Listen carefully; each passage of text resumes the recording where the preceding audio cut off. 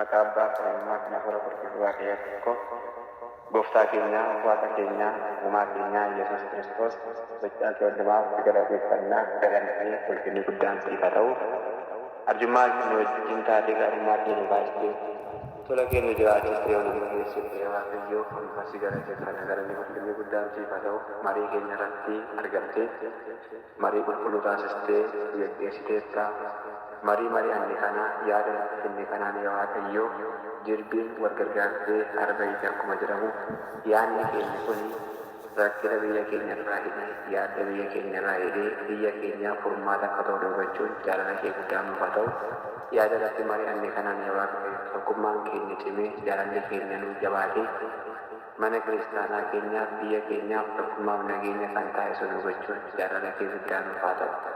Abbaa keenya obboleettii keenya mana hidhaa jiran yaa Waaqayyo mana hidhaa kana keessaa nagaa isaan galchuun jaalala kee guddaa nuuf haa ta'u. Dhibee hamaa dhukkuba hamaa du'a marraa isaan oolchuun jaalala kee guddaa nuuf haa ta'u. Kunis immoo gidiraa hamaa dhiphina hamaa du'a hamaa nu baraaru jaalala kee guddaa nuuf haa ta'u.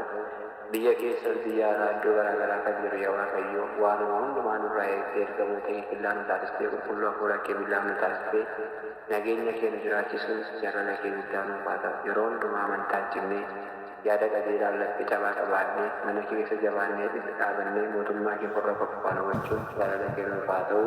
Kadhannaa keenya nu dhageessuuf kan daganne akka nu yaadattuuf warra nu yaaddaa jiran akka maqaa cuuphaa isaanii akka isaan yaadattu yaa Abbaa keenyaa jennee si kadhannaa. Yaa Abbaa keenya irratti jiraattu maqaan kee galateeffamu, mootummaan kee haa dhufu, jaalallee fi jaalala akka ta'e akkasuma nuuf taasisu kan nu gammadeena keenya irraa nuuf kennu yakka keenya nu dhiisu sababni yakka akka dhiisu mootummaa nu qabchiin amaan oolchi malee mootummaan kee ijoollee galanneef bara waraaname.